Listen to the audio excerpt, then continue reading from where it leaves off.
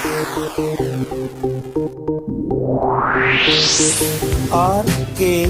स्वागत है दोस्तों आपका एक बार फिर से हमारे YouTube चैनल RKB कैंफी वीडियोस में।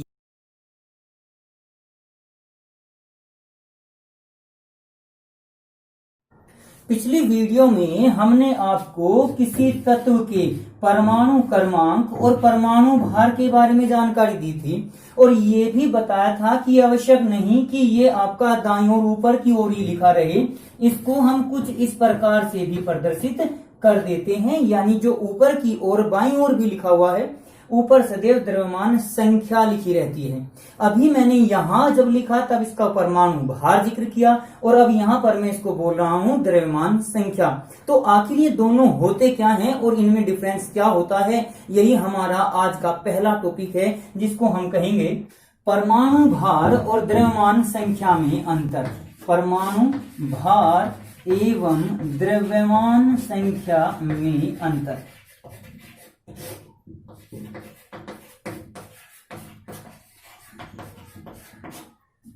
एक बार मैं आपको इनकी परिभाषा, जो हमने आपको केवल द्रव्यमान संख्या की परिभाषा पिछली वीडियो में बताई, जैसा कि परिभाषा में ही था, द्रव्यमान संख्या की जो आपको परिभाषा बताई थी उसमें बताया था कि किसी भी परमाणु की द्रव्यमान संख्या उसमें उपस्थित न्यूट्रॉनों और प्रोटॉनों की संख्या के योग के बराबर होती है।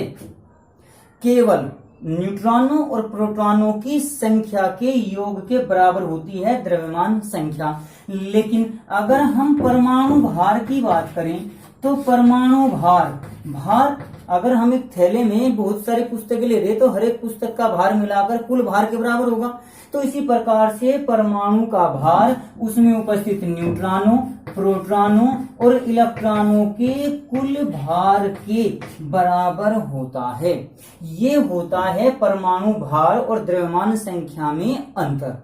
परिभाषा के अनुसार फिर से दोबारा ले सकते हैं, कुछ इस प्रकार से हम अपनी कॉपी में अपने नोट्स में नोट कर सकते हैं कि किसी परमाणु की द्रव्यमान संख्या उसके नाभिक में उपस्थित न्यूट्रॉनों और प्रोटॉनों की संख्या के योग के बराबर होता है, जबकि उस परमाणु का भार उसमें उपस्थित सभी मूल कणों इलेक्ट्रॉन, प्रोटॉन, न्यूट्रॉनों के कुल भार के योग के बराबर होता है। तो इस प्रकार से तो हमारा ये आ गया। लेकिन जब हम संकेत लिख रहे थे, जैसे कि हमने ये ई लिखा था, तो इसको हम परमाणु भार भी कह रही हैं, द्रव्यमान संख्या भी कह रही हैं। तो ऐसा क्यों कहा जाता है? तो पहली वीडियो में हमने आपको जब मूल कणों के बारे में जानकारी दी थी तो उस समय हमने आपको सापेक्षिक भार बताया था। सापेक्षिक भार एक दूसरे के अनुसार रेस्पेक्ट में इलेक्ट्रॉन, प्रोटॉन और न्यूट्रॉन का जो सापेक्ष भार होता है वो 0, 1, 1 होता है। यानी कि इसके आधार पर अगर हम लेकर चलें तो ये 0.0005486 AMU के बराबर था। प्रोटॉन का 1.00765 के बराबर था और न्यूट्रॉन का 1.00893 AMU के बराबर था। तो दशमलव के बाद 2 अंकों तक तो हमारा शून्य ही है, इससे आगे का भार हम छोड़ सकते हैं। तो सापेक्ष भार हमारा 0, 1 और 1 आ गया।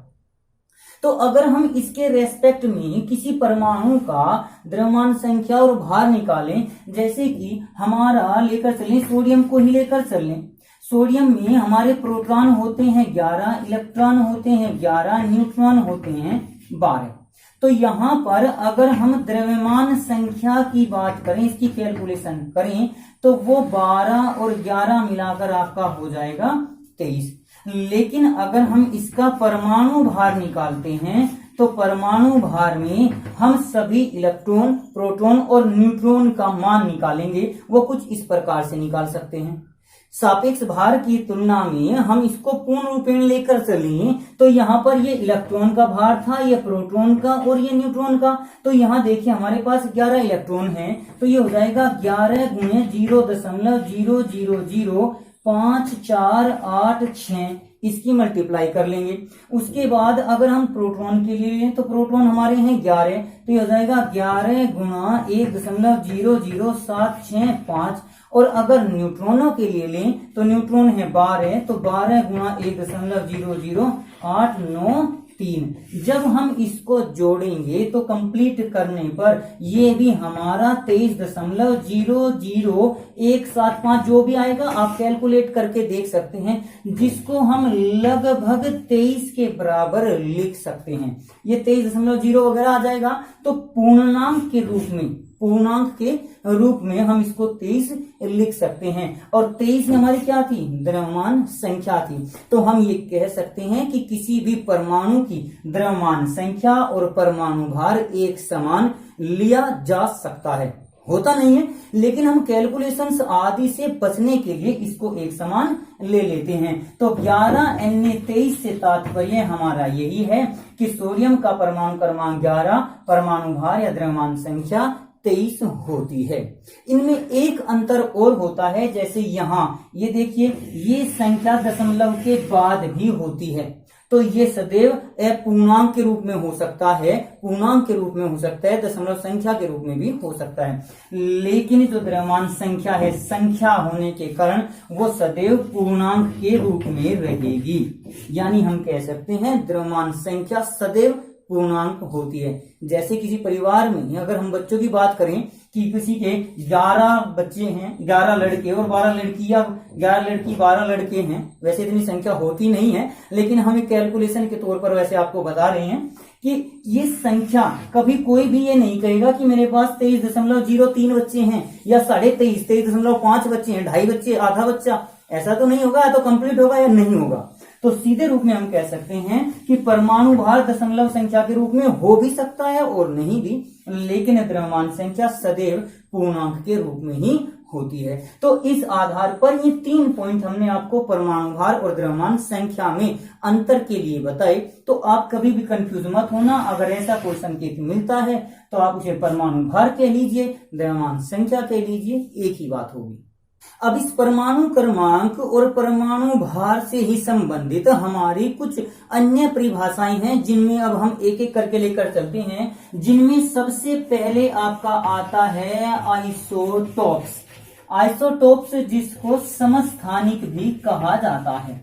समस्थानिक, अगर हम इसकी नाम से परिभाषा लेकर चलें तो जैसे कि आपको बताया गया, आपको जानकारी है कि तत्वों को आवर्त सारणी में रखा गया है, विभिन्न समूहों में, विभिन्न आवर्तों में। तो यहाँ पर अगर हम आइसो शब्द का प्रयोग करें तो आइसो मीन्स होता है हमारा सेम, और टोपियोज मीन्स होता है, टोपियोज जो टॉप शब्द है, टोपियोज मीन्स होता है प्लेस, सेम प्लेस यानी समान स्थान। ऐसे यहां पर होगा सम अर्थात समान स्थान के।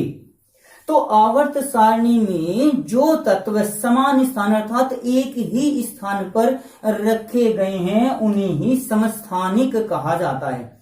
इसकी परिभाषा आप लोग नाम से भी समझ गए होंगे और इसी आधार पर इसकी परिभाषा भी लिखी जाती है कि वे दो या अधिक तत्व जिनके परमाणु क्रमांक समान होते हैं। क्योंकि आवर्त सारणी में जो तत्व रखे गए हैं आधुनिक आवर्त सारणी में, वो परमाणु क्रमांक के आधार पर रखे गए हैं, और जब उनको समान स्थान पर रखा गया है तो उनके परमाणु क्रमांक भी समान होने चाहिए। तो यहां से परिभाषा हो सकती है कि वे तत्व जिनके परमाणु क्रमांक समान होते हैं तथा परमाणु भार भिन्न होते हैं समस्थानिक कहलाते हैं।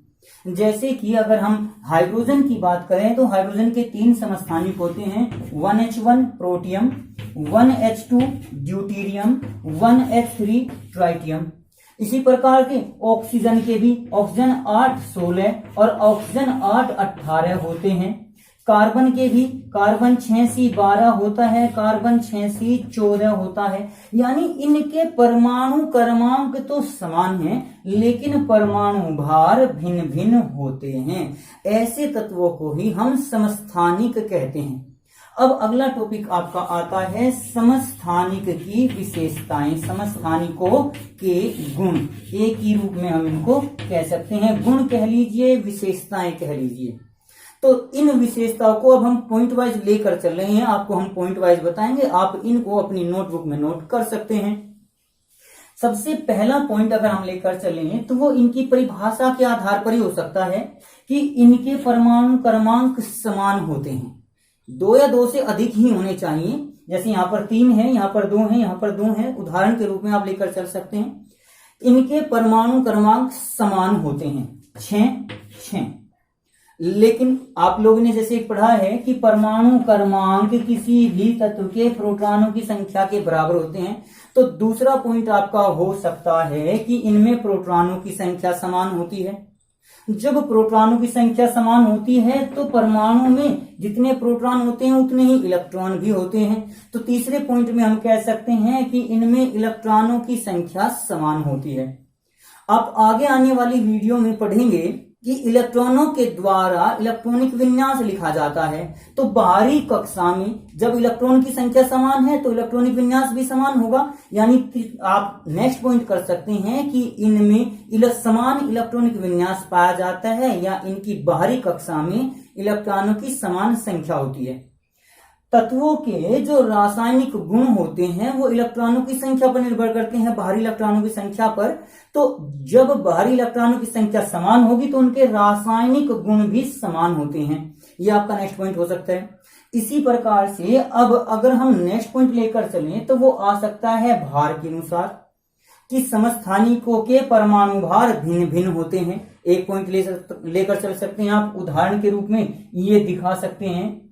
अब जब इनमें भार अलग अलग हुए तो एक बचा न्यूट्रॉन। न्यूट्रॉन की संख्या हम निकालते हैं n = a-z से। देख लीजिए यहाँ 1 - 1 0, 2 - 1 1, 3 - 1 2, यानी इनमें न्यूट्रॉनों की संख्या भी अलग अलग हो सकती है या अलग अलग होती है, ऐसे लिखना। नेक्स्ट पॉइंट अगर हम लेकर चलें तो इनके भौतिक गुण अलग अलग होते हैं, क्योंकि जब भार अलग अलग हैं तो परमाणु के बीच लगने वाला जो आकर्षण बल होगा वो भी अलग अलग होगा और उसी आधार पर भौतिक अवस्थाएं निर्धारित होती हैं, तो भौतिक गुण निर्धारित होते हैं। तो हम ये कह सकते हैं कि इनके भौतिक गुण अलग अलग होते हैं। एक पॉइंट ये हो सकता है। अब इसके बाद अगर हम नेक्स्ट पॉइंट लेकर चलें तो वो इनकी पोजीशन के रेस्पेक्ट में जो परिभाषा थी कि इन्हें आवर्त सारणी में एक ही स्थान पर रखा जाता है। तो इस प्रकार से हम समस्थानिक और समस्थानिकों के गुणों के बारे में संपूर्ण जानकारी प्राप्त कर सकते हैं। जैसे कि हमने आपको पिछली रेडियोएक्टिवता वाली वीडियो में बताया था कि जो तत्व अस्थायी होते हैं जिनके नाभिक, वही रेडियोएक्टिवता प्रदर्शित करते हैं और रेडियोएक्टिवता प्रदर्शित करने के लिए एक विशेष गुण होता है n/p का मान 1.5 से बड़ा होना चाहिए। तो जिन परमाणुओं में ये n/p का अनुपात 1.5 से अधिक होता है वो रेडियो एक्टिव होते हैं। तो आप इसमें देख लीजिए, यहाँ पर 2 न्यूट्रॉन है, 1 प्रोटॉन है, तो 2/1 आपका 2 हो जाएगा, यानी ये रेडियो एक्टिव होता है। ट्राइटियम रेडियो एक्टिव होता है। इसी प्रकार से यहाँ 18 से 8 गए 10, इसके रेस्पेक्ट में ले सकते हैं, 6 से 14 के रेस्पेक्ट में ले सकते हैं। तो बहुत से परमाणु कुछ इस प्रकार के होते हैं कि उनके रेडियो एक्टिव गुण भिन्न हो सकते हैं, यानी कोई पदार्थ रेडियो एक्टिव हो सकता है, उसी का दूसरा समस्थानिक उस तत्व का वो रेडियो एक्टिव नहीं भी हो सकता। तो यहाँ पर हम ये नेक्स्ट पॉइंट के रूप में कर सकते हैं कि इनके रेडियो एक्टिव गुण भिन्न भिन्न होते हैं। उम्मीद कर रहे हैं कि आज की वीडियो में दी गई जानकारी आपको अच्छी प्रकार से समझ आ गई होगी। यहाँ पर दिए गए हाइड्रोजन के 3 समस्थानिक 1H1 protium, 1H2 deuterium, 1H3 tritium, इन तीनों को आप लोग याद जरूर कर लें, क्योंकि हाइड्रोजन एक ऐसा तत्व है जो सबसे खतरनाक होता है पूरी पीरियोडिक टेबल में। हर किसी के साथ सबसे छोटा है लेकिन हर किसी यौगिक में उपस्थित होता है, हर किसी तत्व के साथ जुड़ सकता है और इसके लिए आपका एक अलग ही चैप्टर दिया गया है इस अकेले तत्व का। तो इसलिए आप इन तीनों के इन समस्थानिकों को जरूर याद कर लें। इससे आगे आने वाली वीडियो में हम अगली वीडियो में आपके सामने, जैसे यहाँ पर समस्थानिक दिया है, अब आगे आने वाली वीडियो में हम आपके लिए समभारिक, सम न्यूट्रॉनिक, सम इलेक्ट्रॉनिक आदि अनेक प्रकार के छोटे छोटे परिभाषाओं को और उनके गुणों के साथ हम आपके सामने इनको प्रदर्शित करेंगे। तो आप हमारी वीडियो को अच्छी प्रकार से देखते रहिए, समझते रहिए, और अगर आप समझते हैं कि हम अच्छी प्रकार से आप लोगों को समझा पा रहे हैं तो हमारी वीडियो को जितना ज्यादा हो सके आप अपने दोस्तों में शेयर कर सकते हैं, ताकि आपके साथ साथ उन्हें भी लाभ हो और हमें भी लाभ हो। क्योंकि जब हमें लाभ होगा तो हम उत्साहित होकर आपको और अधिक वीडियो धीरे धीरे प्रस्तुत करते रहेंगे, और आपका लाभ तब होगा जब आप अच्छी प्रकार से समझकर अपने एग्जाम में अच्छे मार्क्स प्राप्त कर लेंगे। तो आज की वीडियो के लिए आपका धन्यवाद। आज की वीडियो में बस इतना ही। अगली वीडियो प्राप्त करने के लिए हमारे चैनल को सब्सक्राइब करें, वीडियो को लाइक करें, और अगर वीडियो अच्छी लगे तो कमेंट्स करें और दोस्तों को भी शेयर करें।